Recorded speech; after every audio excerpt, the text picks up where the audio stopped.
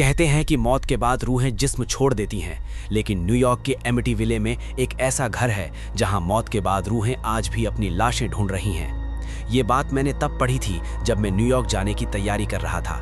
मेरा नाम आर्यन है और मुझे लगा था कि कैमरे के पीछे छिपी मेरी तर्क शक्ति मुझे हर डर से बचा लेगी। मेरे साथ थे मेरे दो यार, ईशान जो बात बात पर कांप उठता था और एलेक्स जो न्यूयॉर्क का ही था, लेकिन उसने कभी एमिटीविले की तरफ रुख करने की हिम्मत नहीं की थी।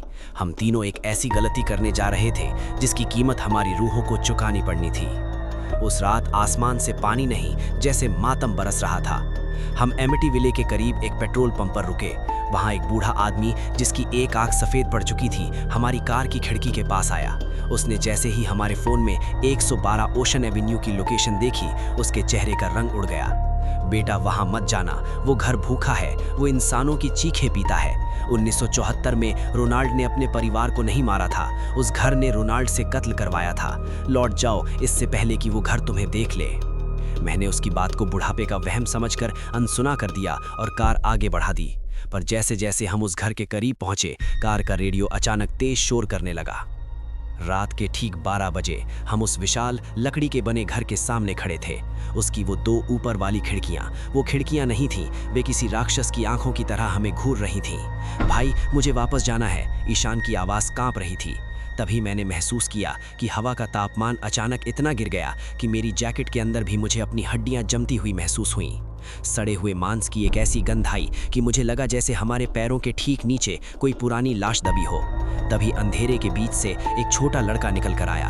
उसके कपड़े मिट्टी से सने थे और उसके चेहरे पर एक ऐसी मुस्कान थी जो मासूमियत से ज्यादा खौफ पैदा कर रही थी। मेरा नाम मार्क है, उसने धीमी आवाज में कहा। मेरे भाई बहन अंदर हैं, क्या तुम हमारे साथ खेलोगे? प्लीज, बहुत अंधेरा है वहाँ। हमने सोचा कि शायद ये कोई स्थानीय बच्चा है। हम उसके पीछे पीछे घर के अंदर चले गए। जैसे ही हमने अंदर कदम रखा, पीछे का भारी ओक दरवाजा अपने आप इतने जोर से बंद हुआ कि पूरा घर हिल गया। मैंने टॉर्च जलाई। दीवार पर लगे एक पुराने आईने में मैंने खुद को देखा। मेरे पीछे ईशान और एलेक्स थे, पर वो बच्चा आईने में नहीं दिख रहा था, जबकि वो ठीक मेरे सामने खड़ा था। मार्क, उसने पुकारा। वो बच्चा अंधेरे गलियारे में गायब हो गया। हम उसे ढूंढते हुए सीढ़ियों के पास पहुंचे। तभी ऊपर की मंजिल से किसी के भारी कदमों से दौड़ने की आवाज आई, जैसे कोई 100 किलो की बोरी घसीट रहा हो। अचानक दीवारों से चिपचिपा काला तरल टपकने लगा। मैंने उसे छूकर देखा। वो खून नहीं था, वो कुछ और ही था, सड़ा हुआ और काला। तभी ईशान की टॉर्च एक कोने में पड़ी और वहां गेट आउट के अक्षर हवा में तैरते हुए दिखाई दिए।